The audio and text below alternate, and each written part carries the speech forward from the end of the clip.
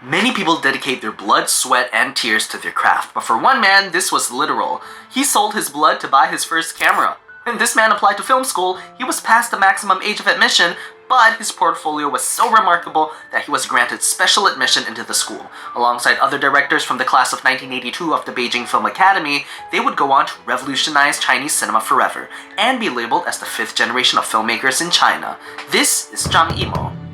Zhang Yimou was born on 2nd April 1950 in Xi'an, China. His father served as an officer in the Chiang Kai-shek army, resulting in Zhang having a tumultuous childhood after the Chinese nationalist government was defeated, being sent to work in fields with Chinese peasants, where he gained an interest in film. Upon graduation from the Beijing Film Academy, he began working as a cinematographer, notably on Yellow Earth, 1984, directed by his classmate Cheng Kai-ge, before directing his first film. Red Sorghum 1987 is a war drama film following Jiu, a young woman married off to a wine distillery man who ends up inheriting the distillery after his death and staging an attack against invading Japanese soldiers. According to Zhang, the film was to suggest that Chinese people today have lost some of this passion for life, signifying that the determination and courage of the people to live is the most important thing.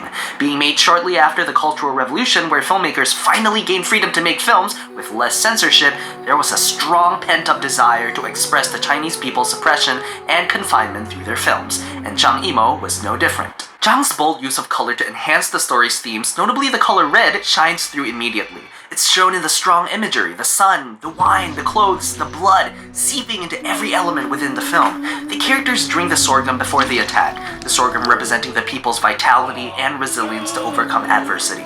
Red also symbolically represents revolution, clearly resonating with the themes of the film. The original Red Sorghum novel was complicated, with jumps in time and space, but Zhang simplified the story to a linear, straightforward narrative, making it much more easier to digest. In an interview in 1999, Zhang said that he preferred to make films that are much more appealing to the senses, and that he believed films are about emotions. Breaking his subject matter down makes his films much more emotional. This also explains his cinematography and directing style, using strong colors and extreme shots in his films. This could also be why it was such a box office hit, due to the story being easy to understand by mainstream audiences and the message resonating deep with the Chinese people. During this reform era where China pivoted from a rigid central economy to a more open one, where many films directed by the 5th generation flopped, Red Sorghum proved that art films can still be successful during that era, launching Zhang into the filmmaking stratosphere. For the next 15 years, Zhang would go on to make many other films, all drastically different, such as Race the Red Lantern, Judo, To Live, Keep Cool, and many more. His first 4 films all center around a strong female protagonist demonstrating incredible resilience. When asked why, he said that women express Chinese people's oppression and confinement more clearly on their bodies because they bear a heavier burden than men. He also said that his style is the most changeable among the 5th generation, and that couldn't be more true for what Zhang would go on to direct next. In 2000, Wuxia Films was brought back to life when a film by the name of Crouching Tiger, Hidden Dragon gained global recognition. This is Hero 2002, Zhang Yimou's true pivot to action blockbusters, starring big actors like Jet Li and Donnie Yen.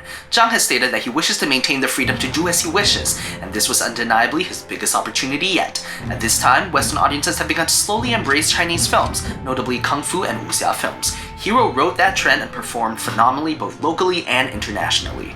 Personally, this is my favorite film of Zhang's because I believe it really shows him at his best with a high budget. The film features flashy wire-fu fights, a compelling drama told non-linearly, and stellar cinematography. Zhang employs the entire color wheel to tell different versions of the story. The color red shows a more aggressive version of the story where characters are quick to anger and violent. However, it also represents the love that the two characters, Snow and Broken Sword, have for each other. The color overwhelms the screen in all aspects of the film, just like Red Sorghum, through the props, characters, costumes, and set design. However, in a different iteration of the story, the color blue was used to represent tranquility, where characters were calm, acted on true love and mutual care rather than impulse, a strong contrast to the first version. Even in the color white, in Chinese culture, white can represent death, but also truth. While this is the true iteration of the story, it also leads to the death of our protagonist, as well as Snow and Broken Sword. This highlights the tragedy in truth, and all of this told through powerful color symbolism.